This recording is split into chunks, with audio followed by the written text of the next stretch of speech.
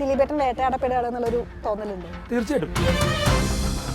Just ഒരു പറയുമ്പോൾ തൊട്ട് തന്നെ ഹേറ്റ് പരിപാടികൾ മനഃപൂർവ്വം ഉണ്ടാക്കുന്ന കാര്യങ്ങളൊക്കെ നമ്മൾ ഫേസ് ചെയ്തിട്ടുണ്ട്. സോളോ പ്രിൻസ് എന്ന് പറയുന്നത് ഭയങ്കര എല്ലാവർക്കും ഇഷ്ടപ്പെട്ടത്, പക്ഷെ അതാരും പ്രൊമോട്ട് ചെയ്യൂല. അതിൻ്റെ അകത്ത് വന്നിട്ട് ഹേറ്റ് ചെയ്യുക, പിന്നെ പാട്ടിറക്കിയപ്പോഴേക്കും ആരെങ്കിലും എന്തെങ്കിലും നെഗ് കണ്ടുപിടിച്ചിട്ട് അത് എല്ലാവരും എനിക്ക് ഷെയർ ചെയ്ത് തരിക. ഞാൻ മനസ്സിലാക്കിയത് ദിലീപേട്ടനെ പോലെ ഒരാളല്ല എങ്കിൽ ഇതൊന്നും ഫേസ് ചെയ്യാൻ പറ്റത്തില്ല എന്നുള്ളതാണ്. ഈ ദിലീപേട്ടൻ്റെ ഹേറ്റേഴ്സ് ഉള്ളത് കൊണ്ട് അത് സിനിമയെ ബാധിക്കുമോ? സിനിമ ആണല്ലോ സംസാരിക്കുന്നത്, നല്ല സിനിമയാണെങ്കിൽ ആളുകൾ കാണും. അത് തീർച്ചയായിട്ടും പുള്ളിക്ക് ഭയങ്കര ഒരു ടെൻഷനുള്ള ജീവിതം തന്നെയായിട്ട് നമുക്ക് മനസ്സിലാവുന്നത്. ദിലീപേട്ടനെ ഇപ്പോൾ പല കാര്യങ്ങളും ഇഷ്ടപ്പെടാതെ വരുമ്പോഴായിരിക്കും ഇഷ്ടപ്പെട്ടില്ല എന്ന് പറയുന്നത്. ഇഷ്ടപ്പെടുമ്പോൾ ഇഷ്ടപ്പെടുന്നു തന്നെ പറയും. മൈ ബോസ് പോലെയോ അല്ലെങ്കിൽ 2 കൺട്രീസ് പോലത്തെ ഒരു ഹൈ കോമഡി പ്രോമിസ് ചെയ്യുന്ന സിനിമയൊന്നുമല്ല. ഞാൻ അവരുടെ പ്രൊഡക്ഷനിൽ ഒരു 3 പടം ചീഫ് അസോസിയേറ്റ് വർക്ക് ചെയ്യുന്നുള്ള ബന്ധം മാത്രമേ. മാറേണ്ടിയിരിക്കും എന്നുള്ളൊരു പ്രേക്ഷക പ്രതികരണം വരുന്നുണ്ട്. അങ്ങനെ ഒരു ഏരിയയിലേക്ക് പോയിട്ടേ ഇല്ല. സിനിമ നല്ലതാണ് എന്നുള്ള ഒരു ഇത് മാത്രമേ ഉണ്ടായിട്ടുള്ളൂ. അങ്ങനെ കാസ്റ്റിംഗ് വെച്ചിട്ടൊരു ടെൻഷനൊന്നുമില്ല. കേരള കോൺഗ്രസിന് രക്തസാക്ഷികളില്ല, അതുകൊണ്ടാണ് പുള്ളി. ഹലോ എവരിവൺ, ഇന്ന് നമ്മുടെ കൂടെ ഉള്ളത് ബിൻഡോ സ്റ്റീഫൻ. ഹലോ. ഹായ്, നമസ്കാരം. അപ്പോൾ നമ്മുടെ പ്രിൻസ് ആൻഡ് ഫാമിലി തിയേറ്ററിലേക്ക് വരികയാണ്. അപ്പോൾ അതിന്റെ ടെൻഷനാണോ സന്തോഷമാണോ നല്ല മിക്സ് ചെയ്തൊരു ഫീലിംഗ് ആണോ? എങ്ങനെ? മിക്സ് ചെയ്ത ഫീലാണ്. കാരണം ഈ സന്തോഷം അനുഭവിക്കാനുള്ളൊരു സ്പേസ് നമ്മുടെ കയ്യിലില്ല. ഇങ്ങനെ വർക്കുകൾ പോയിക്കൊണ്ടിരിക്കുന്നു, എപ്പോഴും ആക്റ്റീവ് ആണല്ലോ, അതുകൊണ്ട് ആ ഹാപ്പിനെസ്സിൻ്റെ ഒരു ഇത് കിട്ടുന്നില്ല. ഇനി ആളുകളുടെ പ്രതികരണം കണ്ടിട്ട് വേണം. തീർച്ചയായും. അതെ അതെ. ഫസ്റ്റ് ഷോക്ക് തന്നെ പോകുന്നില്ല. പിന്നെ തീർച്ചയായും. അല്ല, ഇപ്പൊ ദിലീപേട്ടന്റെ സിനിമയാണ്, ദിലീപേട്ടനാണ് നമ്മുടെ മാർക്കറ്റിംഗ് എന്ന് പറയുന്നത്. അപ്പോൾ ദിലീപേട്ടന്റെ ഇപ്പോഴത്തെ കുറെ കാര്യങ്ങൾ നമുക്ക് അറിയാം. അപ്പൊ ദിലീപേട്ടന്റെ സ്ഥിരം കോമഡീസ് അല്ലെങ്കിൽ നമ്മൾ അക്സെപ്റ്റ് ചെയ്ത ഒരു ദിലീപേട്ടനെ നമുക്ക് പ്രതീക്ഷിക്കാൻ പറ്റും? തീർച്ചയായിട്ടും. നമ്മൾ ഫാമിലി മാൻ എന്ന് പറയുന്ന ഒരു സ്പേസ് ദിലീപേട്ടന് ഭയങ്കരമായിട്ടുണ്ട്. ഇപ്പം നമ്മൾ രണ്ടുപേരും ഈ ഇൻ്റർവ്യൂ കഴിഞ്ഞ് വീട്ടിൽ ചെന്ന് നോക്കുമ്പോഴും ദിലീപേട്ടൻ്റെ ഏതെങ്കിലും ഒരു ഫാമിലി മൂവീസ് ഉണ്ടാവും. അപ്പം നമ്മൾ അത് ആഗ്രഹിക്കണം എങ്ങനെ വെച്ചാൽ ആ പേരിൽ വരുന്ന ഒരു ഫാമിലി മൂവി ആയിരിക്കണം നമ്മുടെ സിനിമ എന്നാണ് നമ്മൾ ആഗ്രഹിക്കുന്നത്. തീർച്ചയായിട്ടും ഒരു കംപ്ലീറ്റ് ഫാമിലി, ദിലീപേട്ടൻ്റെ കംപ്ലീറ്റ് ഫാമിലി ചിത്രമായിരിക്കും പ്രിൻസ് ആൻഡ് ഫാമിലി. ഇപ്പൊ നമുക്ക് ജനപ്രിയ നായകനാണ് ദിലീപേട്ടൻ. അപ്പൊ കുറെ നാളായിട്ട് നമുക്ക് അതിനെ കുറിച്ച് അറിയാം, അല്ലെങ്കിൽ നമ്മൾ അതിന്റെയൊക്കെ ബിഗ് ഫാൻസ് ആണ്. പക്ഷെ കുറച്ച് നാളായിട്ട് അതിലൊരു ചെറിയ അല്ലെങ്കിൽ ആളുകൾ അക്സെപ്റ്റ് ചെയ്യുന്നതിൽ എന്തെങ്കിലും മാറ്റം വരുന്നുണ്ടോ എന്നുള്ളൊരു തോന്നലുണ്ടല്ലോ ആളുകൾക്ക്. അപ്പോൾ അത് നമുക്ക് സിനിമേനെ ഏത് രീതിയിലായിരിക്കും വരുന്നത്? അല്ല, അതെന്ന് വെച്ചാൽ ഈ എല്ലാം നല്ലതിന് വേണ്ടി ചെയ്യുന്നതാണ്. അപ്പോൾ ചില കാര്യങ്ങൾ ചിലപ്പം ആൾക്കാർക്ക് ഇഷ്ടപ്പെടാത്ത വരുന്നതും ഒക്കെ ഉണ്ടാവും. അപ്പം തീർച്ചയായിട്ടും ദിലീപേട്ടൻ എന്ന് പറയുന്ന ആൾ ഒരു 150 സിനിമ ചെയ്ത ആളാണ് എന്നുള്ളത് നമ്മൾ വെളിയിൽ നോക്കുമ്പോൾ അറിയാൻ പറ്റുള്ളൂ. ഒരു ലൊക്കേഷനിൽ ഷൂട്ടിംഗ് സ്ഥലത്ത് വന്നു കഴിയാൻ നേരത്ത് നമ്മൾ അങ്ങനെ ഒരാളെ മറന്നു പോകും. നമ്മുടെ അടുത്ത് വന്നിട്ട് സാർ എന്താണ് ചെയ്യേണ്ടത്, എന്താണ് എന്ന് ചോദിക്കുന്ന ഒരു നല്ലൊരു ആർട്ടിസ്റ്റ് മാത്രമാണ് ദിലീപേട്ടൻ. അപ്പോൾ അത് തീർച്ചയായിട്ടും ആ ഒരു എൻഗേജ് ചെയ്യുന്ന ഒരാളെന്ന നിലയിൽ സിനിമയ്ക്ക് ഭയങ്കര ഗുണമാണ് ഉണ്ടാകുന്നത്. ഈ സിനിമ നമ്മൾ പ്ലാൻ ചെയ്തപ്പോൾ തന്നെ ഇതിലെ നടൻ എന്ന് പറയുന്നത് ദിലീപേട്ടൻ തന്നെയായിരുന്നു. തീർച്ചയായും. അതായത് നമ്മൾ ഈ സിനിമയുടെ തിരക്കഥാകൃത്ത് ഷാരിസ് മുഹമ്മദാണ്. ഞങ്ങൾ ജനഗണമന എന്ന് പറഞ്ഞ പടം ചെയ്തുകൊണ്ടിരിക്കുമ്പോഴാണ് ഷാരിസ് എന്നോട് ഇതിൻ്റെ ഒരു പ്ലോട്ട് പറയുന്നത്. അപ്പോൾ അതിനുശേഷം ഞങ്ങളിങ്ങനെ ഒരുമിച്ചിരുന്ന് വർക്ക് ചെയ്താണ് ഈ സിനിമ കംപ്ലീറ്റ് ആയത്. അപ്പോൾ നമ്മൾ ഇങ്ങനെ ചർച്ചകളൊക്കെ തുടങ്ങും, പല കാര്യങ്ങളും പല പേരുകളും കാര്യങ്ങളൊക്കെ പറയുമായിരിക്കും. പക്ഷെ പടം നമ്മൾ തീർന്ന ഒരു ഫോർമാറ്റ്, ഒരു സ്ക്രിപ്റ്റ് എന്നുള്ള ഫോർമാറ്റ് ഈ സിനിമയുടെ സ്ക്രിപ്റ്റ് ഇതായപ്പോഴേക്കും അങ്ങോട്ടും ഇങ്ങോട്ടും ചോദിക്കേണ്ടി വന്നില്ല. ജനഗണമന മുതൽ ഇവിടെ വരെ കുറച്ചധികം സമയമുണ്ടല്ലേ? അല്ല, അതിൻ്റെ ഉണ്ട്. പ്ലോട്ട് ജനഗണമന തീരാറായ സമയത്താണ്, 2022 അതിൻ്റെ ഒരു പ്ലോട്ട്. അത് കഴിഞ്ഞ് മലയാളി ഫിലിം ഇന്ത്യയുടെ ഒക്കെ സമയം കഴിയുമ്പോഴാണ് നമ്മൾ ഈ സിനിമ സ്ക്രിപ്റ്റ് തീർക്കുന്നത്. മലയാളി ഫിലിം ഇന്ത്യ കഴിഞ്ഞ ഉടനെ ഇതിൻ്റെ ഷൂട്ടും തുടങ്ങി. കഴിഞ്ഞ് ഇതിൻ്റെ പ്രീ പ്രൊഡക്ഷൻ കാര്യങ്ങളിലേക്ക് കയറി. ഞാൻ രസകരമായ കമന്റ്, ബിൻഡോ സ്റ്റീഫൻ എന്നാണല്ലോ, അപ്പൊ ഇവിടെ ലിസ്റ്റൻ സ്റ്റീഫൻ ഉണ്ടല്ലോ, അപ്പൊ നിങ്ങൾ തമ്മിൽ എന്തെങ്കിലും ബന്ധമുണ്ടോ? ഞാൻ അവരുടെ പ്രൊഡക്ഷനിൽ ഒരു 3 പടം ചീഫ് അസോസിയേറ്റ് വർക്ക് ചെയ്യുന്നുള്ള ബന്ധം മാത്രമേ. കാരണം ഈ പേര് സെർനെയിം വരുന്ന കാണുമ്പോൾ ആളുകൾ എല്ലാവരും ഇപ്പൊ ഡിറക്ഷൻ ചെയ്യുന്നു, അപ്പൊ ഇവര് എന്റെ റിലേറ്റീവ്സ് ആണോ, എന്തെങ്കിലും ബ്രദേഴ്സ് ആണോ, അങ്ങനെ എന്തെങ്കിലും? അല്ലല്ല, യാദൃശ്ചികം മാത്രമാണ്. ഈ സ്റ്റീഫൻ എന്നുള്ള പേര് ബൈബിളിൽ ഭയങ്കര ഫേമസ് ആയിട്ടുള്ള പേര്. അപ്പം അങ്ങനെ അതിൻ്റെ ഭാഗമായിട്ട് കുറേ അധികം ആളുകൾക്കുണ്ട്, അത്രമാത്രം. നിങ്ങളുടെ പ്രസ് മീറ്റ് കണ്ട സമയത്ത് പറയുന്നുണ്ടായിരുന്നു ദിലീപേട്ടനെ വെച്ച് പ്ലാൻ ചെയ്ത ഒരു സിനിമ. നിങ്ങളൊരു ടൈറ്റിൽ പോസ്റ്റർ പോലും ഇറക്കുന്നതിന് മുമ്പ് ഇങ്ങനെ ഒരു സിനിമ വരുന്നു, അല്ലെങ്കിൽ ഒരു ദിലീപ് ചിത്രം നിർമ്മിക്കുന്നു എന്നുള്ളൊരു ജസ്റ്റ് ഒരു പോസ്റ്റ് ഇട്ടപ്പോൾ തന്നെ അപ്പം മുതൽ നെഗറ്റീവ്സ് സ്റ്റാർട്ട് ചെയ്തത്. അതൊക്കെ തരണം ചെയ്ത് ഇപ്പം നമ്മൾ ഇവിടെ എത്തി. ആ ഒരു ജേർണി എങ്ങനെയായിരുന്നു? അത് നമ്മളെല്ലാവരും വിചാരിക്കും ആദ്യമായിട്ട് ഒരു സിനിമ സംവിധാനം ചെയ്യാൻ, ഒരു സിനിമ ഉണ്ടാക്കാനാണ് ഏറ്റവും പ്രയാസം. ഒരു പ്രൊഡ്യൂസറെ കാണുന്നതും ഒരു റൈറ്ററെ കാണുന്നതും, അല്ലെങ്കിൽ അതൊരു പ്രോജക്റ്റ് ആകുന്ന ഒരു ഇതുണ്ടല്ലോ, ഒരു ആക്ടർ. ഈ സിനിമയെ സംബന്ധിച്ച് എൻ്റെ ജീവിതത്തിൽ എല്ലാം ഫ്രണ്ട്ഷിപ്പ് വെച്ച് സംഭവിച്ച ആളാണ്. അപ്പോൾ അങ്ങനെ തന്നെയാണ് ഈ സിനിമയുടെ കാര്യങ്ങളെല്ലാം അങ്ങനെ തന്നെയായിരുന്നു. പക്ഷേ ഈ താങ്കൾ പറഞ്ഞ പോലെ സിനിമ എല്ലാം കഴിഞ്ഞ് അല്ലെങ്കിൽ സിനിമയുടെ പ്രൊമോഷൻ എന്ന് പറയുന്ന അല്ലെങ്കിൽ ആളുകളിലേക്ക് എത്തിക്കുക എന്ന് പറയുന്ന ഒരു സ്ഥലത്തോട്ടാണ് ഞങ്ങൾ ഏറ്റവും കൂടുതൽ പ്രതിസന്ധി നേരിട്ടത്. അതായത് ഇപ്പം ദിലീപേട്ടൻ്റെ ജസ്റ്റ് ഒരു പറയുമ്പോൾ തൊട്ട് തന്നെ ഹേറ്റ് പരിപാടികൾ മനഃപൂർവ്വം ഉണ്ടാക്കുന്ന കാര്യങ്ങളൊക്കെ നമ്മൾ ഫേസ് ചെയ്തിട്ടുണ്ട്. അതായത് ഒരു പത്രത്തിലോ അല്ലെങ്കിൽ എന്തെങ്കിലും സ്ഥലത്ത് ഒരു പരസ്യം കൊടുക്കാനോ എല്ലാം തൊട്ട് ഡിഫിക്കൽട്ടാണ്. ഒന്നും ആരും ചെയ്യില്ല. പിന്നെ ഒരു നല്ലതായിക്കഴിഞ്ഞാൽ സോളോ പ്രിൻസ് എന്ന് പറയുന്നത് ഭയങ്കര എല്ലാവർക്കും ഇഷ്ടപ്പെട്ടാണ്. പക്ഷെ അതാരും പ്രൊമോട്ട് ചെയ്യില്ല. അതിൻ്റെ അകത്ത് വന്നിട്ട് ഹേറ്റ് ചെയ്യുക. പിന്നെ പാട്ടിറക്കിയപ്പോഴേക്കും ആരെങ്കിലും എന്തെങ്കിലും നെഗ് കണ്ടുപിടിച്ചിട്ട് അത് എല്ലാവരും എനിക്ക് ഷെയർ ചെയ്ത് തരിക. അപ്പം വളരെ ഡിഫിക്കൽട്ടായിരുന്നു ആ ഒരു സമയം ജേണി എന്ന് പറയുന്നത്. ഓക്കെ, ഇതിന്റെ ഇടയ്ക്ക് വെച്ച് എപ്പോഴെങ്കിലും ഒന്ന് അല്ലെങ്കിൽ ഇത് വേണോ അല്ലെങ്കിൽ മുന്നോട്ട് പോകണോ എന്നുള്ള തോട്ട്? ഞാൻ 21 വയസ്സ് തൊട്ട് അസിസ്റ്റന്റ് ഡയറക്ടറാണ്. അപ്പോൾ എനിക്ക് സിനിമ മാത്രമേ അറിയാവുള്ളൂ. സിനിമയിൽ തന്നെയാണ് ജീവിതം. ഇപ്പം ഞാനല്ല വേറെ ആളുകളിൽ പടം ചെയ്യുന്ന പടത്തിൽ ഞാൻ ഇതുപോലെ തന്നെയാണ്. അപ്പം അതുകൊണ്ട് ഇതൊക്കെ ഇതിൻ്റെ ഒരു ഭാഗമായിട്ട് മാത്രമാണ് കരുതുന്നത്. ഓക്കെ, അപ്പോൾ ദിലീപേട്ടൻ്റെ ഒരു റിപ്ലൈ ഉണ്ടായിരുന്നു. നിങ്ങൾ ഇതുപോലെ അനുഭവിക്കുന്ന സമയത്ത് ഇങ്ങനെ ഒരു സംഭവം വരുന്നു നിങ്ങൾ പറഞ്ഞ സമയത്ത് ദിലീപേട്ടൻ പറഞ്ഞു, ഞാൻ ഇത് വർഷങ്ങളായിട്ട് ഇപ്പോൾ നേരിട്ടുകൊണ്ടിരിക്കുകയാണ്. തീർച്ചയായും. അപ്പോൾ ഇങ്ങനെ ഒരു നടൻ്റെ അല്ലെങ്കിൽ ഇങ്ങനത്തെ പ്രശ്നങ്ങൾ അവരുടെ കരിയറിനെ ഭയങ്കര ബാഡായിട്ട് ബാധിക്കുന്നുണ്ടാവും. കാരണം അവർക്ക് ഞാൻ മനസ്സിലാക്കിയത് ദിലീപേട്ടനെ പോലെ ഒരാളല്ല എങ്കിൽ ഇതൊന്നും ഫേസ് ചെയ്യാൻ പറ്റത്തില്ല എന്നുള്ളതാണ് എനിക്ക് മനസ്സിലാകുന്നത്. കാരണം അവരെപ്പോഴും കരിയറിൽ നല്ല പടം ചെയ്യുക, നല്ല കാര്യങ്ങൾ ചെയ്യുക, അതിനുവേണ്ടി ഫോക്കസ് ആയിരിക്കുമല്ലോ. അപ്പോഴാണല്ലോ ഇങ്ങനെയുള്ള കാര്യങ്ങൾ വരുമ്പോൾ മാനസികമായിട്ടും ബുദ്ധിമുട്ടുണ്ടാവും. പക്ഷേ ദിലീപേട്ടൻ ഭയങ്കര സ്ട്രഗിൾ ചെയ്ത ആളായതുകൊണ്ട് പുള്ളി അതിൻ്റെ മേളിൽ കലയെ സ്നേഹിക്കുകയും അതിനുവേണ്ടി നിൽക്കുകയും ചെയ്യുന്ന ആളായതുകൊണ്ട് പുള്ളി അത് പിടിച്ചു നിൽക്കുന്നു. ഈ സിനിമ നമ്മളുടെ ഫസ്റ്റ് ദിലീപേട്ടനോട് പറയുന്ന സമയത്ത് അദ്ദേഹത്തിൻ്റെ ഭാഗത്ത് നിന്ന് ഈ കാര്യങ്ങൾ പറഞ്ഞായിരുന്നു? അതായത് ഇങ്ങനെ കുറേ പ്രശ്നങ്ങളൊക്കെ നേരിടേണ്ടി വരും എന്നുള്ളൊരു സൂചന എന്തെങ്കിലുമൊക്കെ തന്നായിരുന്നു? നമുക്കിപ്പം നമ്മളെല്ലാം പബ്ലിക് എല്ലാം അറിയാവുന്ന കാര്യങ്ങളാണല്ലോ. വെച്ചിട്ട് തന്നെയാണല്ലോ ദിലീപേട്ടൻ്റെ അടുത്ത് ചെല്ലുന്നത്. അപ്പോൾ ചെന്നപ്പോൾ തന്നെ ദിലീപേട്ടന് കഥ ഭയങ്കര ഇഷ്ടമായി. പിന്നെ നമ്മൾ ഒരുമിച്ചൊരു ടീമായിട്ട് അങ്ങ് മുമ്പോട്ട് പോയി. ബാക്കി വരുന്നതെല്ലാം വരുന്നിടത്ത് ഫേസ് ചെയ്യാം, കാണാമെന്നുള്ളത്. പക്ഷെ ഇപ്പോൾ കണ്ടന്റ് നല്ലതാണ് അല്ലെങ്കിൽ നമ്മുടെ സ്ക്രിപ്റ്റ് കൊള്ളാം, അത് ഇപ്പോൾ നന്നായി ചെയ്യാൻ അറിയാം. ദിലീപേട്ടൻ ഓൾറെഡി പ്രൂവ് ചെയ്ത ഒരാളാണ്. അങ്ങനെ ചെയ്ത ഒരു നടൻ ചെയ്തു കഴിഞ്ഞാൽ ഈ സിനിമ വിജയിക്കുമെന്ന് ഉറപ്പാണ്. പക്ഷെ എന്നാൽ ഈ ദിലീപേട്ടൻ്റെ ഹേറ്റേഴ്സ് ഉള്ളത് കൊണ്ട് അത് സിനിമയെ ബാധിക്കുമോ? അങ്ങനെ ഒരു ഡൗട്ടുണ്ട്. അങ്ങനെ ഡൗട്ടില്ല. കാരണം സിനിമ ആണല്ലോ സംസാരിക്കുന്നത്. നല്ല സിനിമയാണെങ്കിൽ ആളുകൾ കാണും. എന്ത് ഹേറ്റ് ചെയ്തിട്ട് കാര്യമില്ല. അങ്ങനെ തന്നെയാണ് വിശ്വസിക്കുന്നത്. അതായത് ഇപ്പൊ നമ്മൾ അതിന് ശേഷമായിരുന്നു രാമലീല ഇറങ്ങിയത്. അത് ഭയങ്കര അത് നല്ല സിനിമയായിരുന്നു. ഒന്നും ചെയ്യാൻ പറ്റില്ല. ഇപ്പൊ നമ്മൾ തുടരും കണ്ടില്ലേ? തുടരും വളരെ ഇതായിട്ട് ഇറക്കി, ആരോ ഒന്നും അധികം ഇതൊന്നും ചെയ്യാണ്ട് ഇറക്കി. പടം നല്ലതായതുകൊണ്ട് ആളുകളെല്ലാം വന്ന് കണ്ടു. അപ്പൊ അതിൽ തന്നെയാണ് വിശ്വസിക്കുന്നത്. സിനിമ സംസാരിക്കട്ടെ. നമ്മൾ പറയുന്നതിനേക്കാൾ കൂടുതൽ കുറച്ച് ദിവസം വെയിറ്റ് ചെയ്ത് കഴിഞ്ഞാൽ സിനിമ ആളുകളോട് ആൾക്കാർ കാണും, അത്രേ ഉള്ളൂ. അതുപോലെ ഇപ്പൊ ദിലീപേട്ടന്റെ കോമഡീസിനെ കുറിച്ച് പറയുന്നത് അല്ലെങ്കിൽ അത് കുറച്ച് നാള് നമ്മൾ അല്ലെങ്കിൽ നമ്മുടെയൊക്കെ ഒരു കുട്ടിക്കാലൊക്കെ ഞങ്ങളുടെ കുട്ടിക്കാലൊക്കെ ഭയങ്കര രസകരമായിട്ട് പോയ ഒരു സംഭവമാണ് ദിലീപേട്ടന്റെ.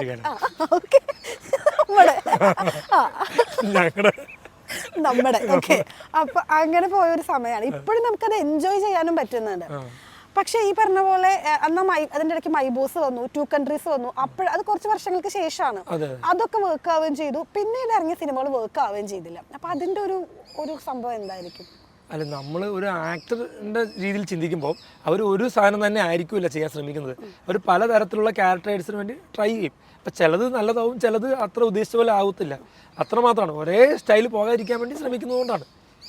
വ്യത്യസ്തമായ കാര്യങ്ങൾ ചെയ്യാൻ ശ്രമിക്കുമ്പോൾ വിജയവും പരാജയം ഉണ്ടോ? പക്ഷെ ദിലീപേട്ടൻ ജനപ്രിയ നായകനാണെങ്കിൽ ആ കോമഡി എന്നുള്ളതിലായിരുന്നു എല്ലാവരും. എന്നാൽ ഇമോഷണൽ ഉണ്ടോ എന്ന് ചോദിച്ചാൽ അതുകൊണ്ട് എല്ലാം ഉണ്ട്. പക്ഷെ കോമഡി എന്നുള്ള സംഭവമാണ് നമ്മൾ എല്ലാവരും സ്ട്രൈക്ക് ചെയ്ത് അല്ലെങ്കിൽ നമ്മൾ നിന്ന് പോയത്. അപ്പൊ അത് ഇത്രയും വർഷങ്ങൾ കഴിഞ്ഞ് ഇവിടേക്ക് വരുമ്പോൾ എന്തൊക്കെ അപ്ഡേഷൻസാണ് മാറ്റിയേക്കുന്നത് നമ്മുടെ പ്രിൻസിന്റെ അകത്തേക്ക് എന്ന് പറഞ്ഞാൽ ഞാൻ പറഞ്ഞല്ലോ, ഞാനിതൊരു കംപ്ലീറ്റ് ഫാമിലി ഫീൽ ഗുഡ് മൂവിയായിട്ടാണ് ഇതിനെ ഞാൻ പ്ലേസ് ചെയ്തേക്കണത്.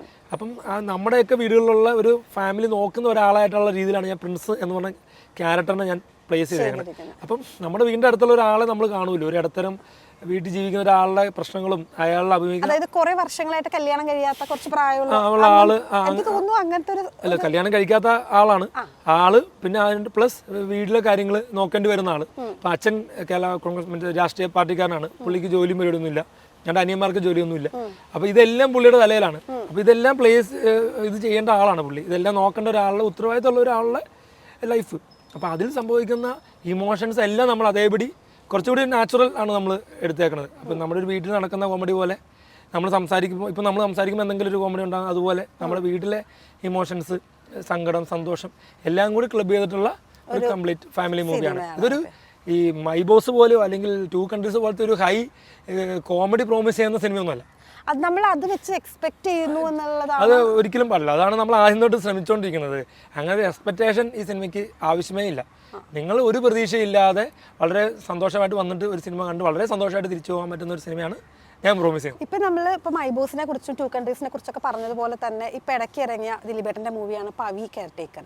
ഭയങ്കര എക്സ്പെക്ടേഷനിലായിരുന്നു നമ്മളെല്ലാവരും പോയി കണ്ടത്. പക്ഷെ അതിലെ കോമഡീസ് കണ്ടപ്പോൾ പഴയ കോമഡി നമ്മൾ അക്സെപ്റ്റ് ചെയ്തതാണ്. പക്ഷെ ഇതിനകത്ത് അത് കുറച്ച് അത്രയും അപ്ഡേറ്റഡ് ആയിട്ട് വന്നില്ല, അല്ലെങ്കിൽ മാറേണ്ടിയിരിക്കും എന്നുള്ളൊരു പ്രേക്ഷക പ്രതികരണം വരുന്നുണ്ട്. അപ്പോൾ അത് മറികടക്കാൻ നമ്മൾ പ്രിൻസിലേക്ക് വരുമ്പോൾ എന്താ ചെയ്തിരിക്കുന്നത്? നമ്മൾ അങ്ങനെ ഒരു ഏരിയയിലേക്ക് പോയിട്ടേ ഇല്ല.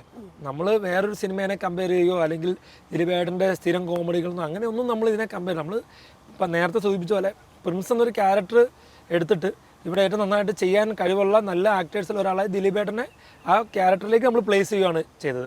ഇത് ഞാൻ നേരത്തെ പറഞ്ഞ പോലെ ഒരിക്കലും ഒരു കോമഡി പ്രോമിസ് ചെയ്യുകയോ ഒന്നും ഇല്ലാത്തൊരു സിനിമയാണ്. ഇതൊരു കംപ്ലീറ്റ് ഫാമിലി മൂവി ആയിട്ട് തന്നെയാണ് നമ്മൾ ഇതിനെ പ്ലേസ് ചെയ്തത്. പക്ഷെ ആളുകൾ ഇത് പ്രതീക്ഷിക്കും. ദിലീപ് എന്ന് പറയുമ്പോൾ ദിലീപ് എന്നുള്ള നടൻ വരുമ്പോൾ ഇത് പ്രതീക്ഷിക്കും.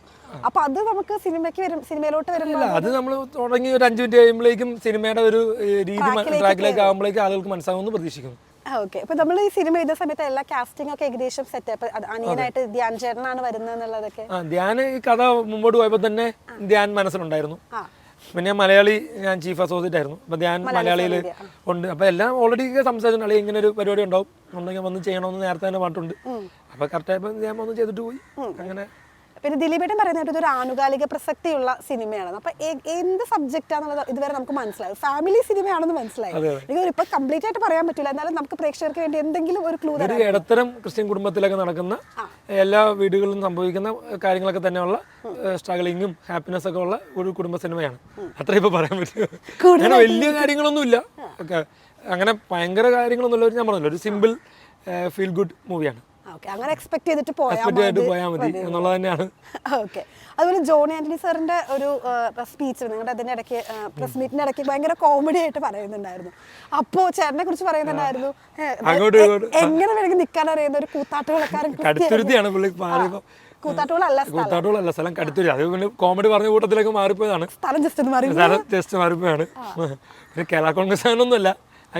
അങ്ങനെ പുള്ളിയെ ഉദ്ദേശം എന്ന് വെച്ചാൽ ആരെയും പിണക്കൂല എന്ന് പറയുന്ന ഒരു ശൈലി വെച്ചിട്ട് ഒരു കോൺഗ്രസ്സുകാരാകുമ്പോൾ രണ്ട് സൈഡും നിൽക്കുന്ന കേരള കോൺഗ്രസ്സുകാർ, അങ്ങനത്തെ ഒരു അതായത് കേരള കോൺഗ്രസിന് രക്തസാക്ഷികളില്ല, അതുകൊണ്ടാണ് പുള്ളി. കാരണം അവർക്ക് നയമുണ്ട്, അവര് നയതന്ത്രത്തിന്റെ ആൾക്കാരാണ്. കേമാണി ആണെങ്കിലും തന്ത്രങ്ങൾ വെച്ചിട്ട് അങ്ങോട്ട് കൊണ്ടുപോകും. അല്ലാണ്ട് വെറുതെ പോയി പറമ്പിക്കും വഴി കിടന്ന് വഴക്കുണ്ടാക്കൂല. അത് വെച്ചിട്ടാണ് പുള്ളി അങ്ങനെ പറഞ്ഞത്. എന്റെ വീട് കടുത്തുരുത്തിയാണ്. കേരളത്തിൽ ഏറ്റവും കൂടുതൽ കേരള കോൺഗ്രസ്സുകാരുള്ളത്, അതായത് കൂത്താട്ടുള്ള പേര് മാറിപ്പോയതാണ്. ഒരു ഈ കോമഡി പറഞ്ഞ ഇടയിൽ സ്ഥലം ജസ്റ്റ് മാറിപ്പോയത്.